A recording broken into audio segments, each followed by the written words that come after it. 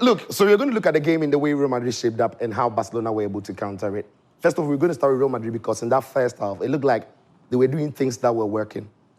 A lot of the things that they were doing that were working was also because Barcelona were not able to execute their movements when they had them. But Carlo Ancelotti started in this shape. So when you look at the screen, you see Real Madrid line up in the 4-4-2. First, when I saw the 4-4-2, Daniel, I thought it was going to be the 4-4-2 diamond, where we are going to have Tchouaméni sitting here. We're going to have Jude Bellingham playing a more advanced way, and Fede Valverde coming this way, and you have Camavinga here. And I thought this midfield would have been perfect in the way they could have boxed that Barcelona midfield of Pedri, Casado, and at times Fermin Lopez. That would be four. They could have cased them. But Real Madrid didn't do that. They actually went on to play Tchouaméni and Valverde in the middle of the park and played Jude Bellingham as a winger as well as Camavinga. But the biggest problem for Real Madrid, I thought, was that Kylian Mbappe and Vinicius Jr. were not dropping deep enough to help. But this is what also went against them. So when you look at what Real Madrid were doing in attack, Danny, they were only looking to get in behind Barcelona's high line. We've seen Barcelona's high line under the new manager, Hansi Flick, go very high. So they've got this space. Naki Pena normally would be lurking somewhere around here to try and sweep this space. But that is the problem with what Real Madrid were doing, especially Kylian Mbappe, because Vinicius Jr. by this time of the game was somewhere, when the game started, was somewhere around here, and they were looking to get in Mbappe, through these lines and through these channels. Mbappe is so quick. But because Real Madrid's front line, Vini and Mbappe, were not working hard in tracking back, almost every time that they were starting their runs, on the shoulder of the defender. Yeah. So they were moving just a shade very early. If they were tracking back a lot more, if they were helping the midfield a bit more, and they were doing this job, then they could have started their runs deeper. And because they are quicker, they would be getting in behind them and not be making offside. Again, the reason why I thought that Carlos should have started with this shape in playing Bellingham here is this, that when you've got Kylian Mbappe and when you've got Vinicius Jr. here and you've got Bellingham, these two centre-backs are likely to be keeping an eye on this. Even if their line is high, the problem then becomes when Jude Bellingham starts making the run from deep and then he's besting down the middle. I think that you could have been getting on the end of these balls and that would have been more devastating, but it wasn't to be. Yeah. Now, for me, what I want to focus on is the in-game management from Hansi Flick and how he switched up. Because initially, at the start of the game, in the first half, it genuinely looked like Real Madrid's plan was working. They were not pressing as well.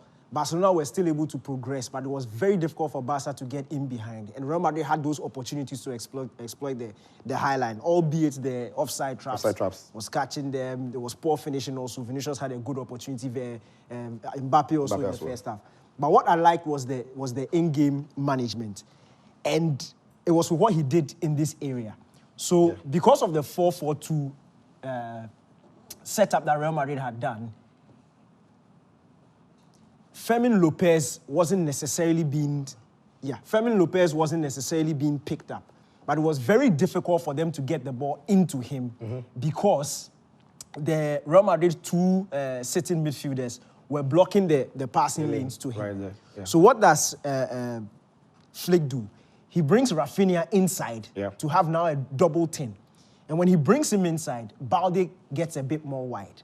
And what happens is that now it's either Ancelotti has to make a decision. It's either Bellingham follows him and leaves a huge gap here, or he goes narrow. And he chose to go narrow and a bit more compact. So in going compact this way, which you also have to talk about the not so good pressing from Vinicius and Mbappe. Now this time around, because Barca were having a bit more ease taking the ball out of their own area, it put more pressure. Now there's a box created between Fermin, Rafinha, Casado, and then Pedri.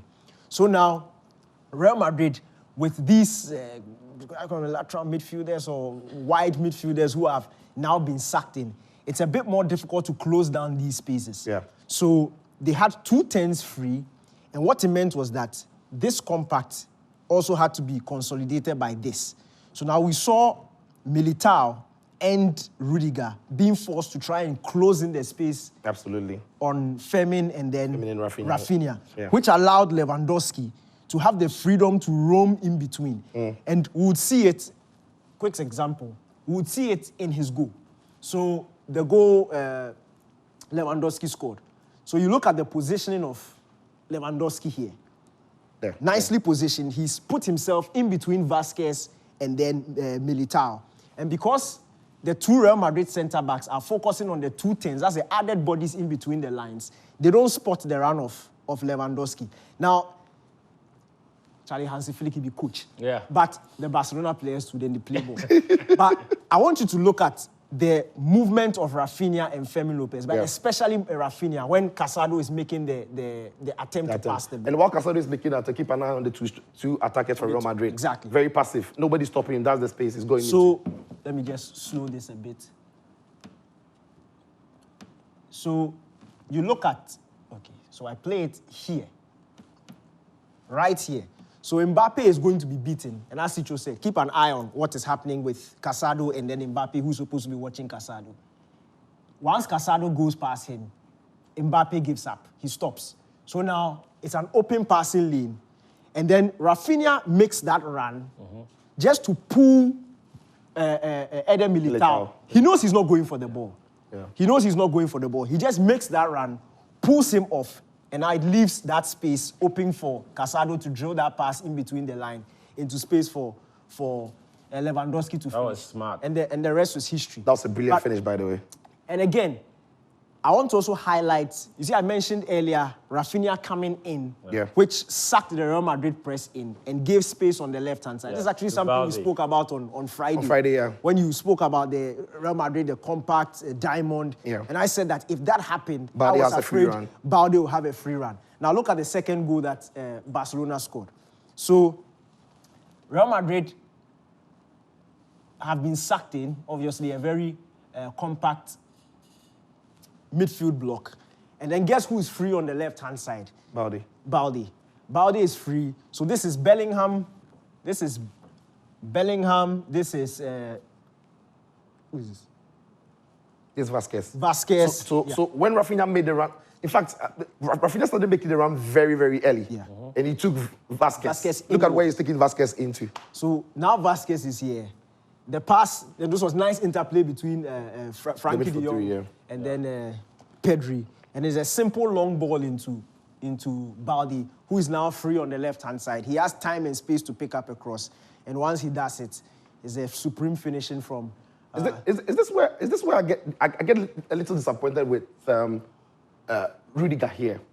Because he sees that the only danger going into the box has got to be Robert Lewandowski. Yeah. But if you look at this run and look at his body language, it's like you're giving a shout to Militao. Because I suspect Militao knows Rudiger is in behind him. He checks over his shoulder, you see Lewandowski. But it is Rudiger who is seeing the action develop. But watch Rudiger as Lewandowski makes his run into the box. Watch this. Because Tchouameni is making a run onto the edge of the box. So you're thinking your DM is protecting you there. So Rudiger shouldn't have been making the run straight into the box. He should have been angling his run to get close to Robert Lewandowski. He doesn't. Lewandowski get in between the centre halves. But a brilliant ball from Balde onto the plate for Robert Lewandowski. And then he finished it well. So a couple of defensive errors from Real Madrid and brilliant coaching and positional play by FC Barcelona and Hansi Flick. And just to finally look at a couple of opportunities that Real Madrid got, especially in the first half. It was so you just get the picture. It wasn't that one-sided. It was that when it clicked for Barcelona. When it clicked for Barcelona, it really clicked. So you look at the high line again. This time, Real Madrid got the run perfect. Nice ball played in between the lines for Vinicius to attack. And this is the zone that they want him in. Gets past him, he should be hitting the target. Disappointing that he's got this whole space. To the left of the goalkeeper gaping. He chose to go to the near side. And he missed it. Disappointing. And then you look at the Mbappe chance also. I think this was in the second half again. Yeah. Second half, it was Vinicius who picked up the ball. Again, Barca with the high line. This time, they timed the run very well. Now look at what Mbappe does. Mbappe hesitates just a fraction. You see the defender ahead of him before he starts darting. Yeah. Because he knows that is where he can stay onside. Yeah. And that was in the second half. I'm sure Carlo might have told him, don't be eager to get in behind. You've got the pace. You're quick enough to get there. So look at Mbappe. Hesitates and then waits and then takes off. Because you can see the defender ahead of him. He's going to get the better of the defender with pace. Unfortunately, Peña was at the right place at the right time. Mbappe's finishing let him down that day. Yeah, so look, again, in conclusion, personally, I just feel like the two plans looked like they had potential. Yeah. I just felt like throughout the game, throughout the first half, I just had that feeling that if it clicked for Barcelona, it was going to be Madrid were going to be in trouble.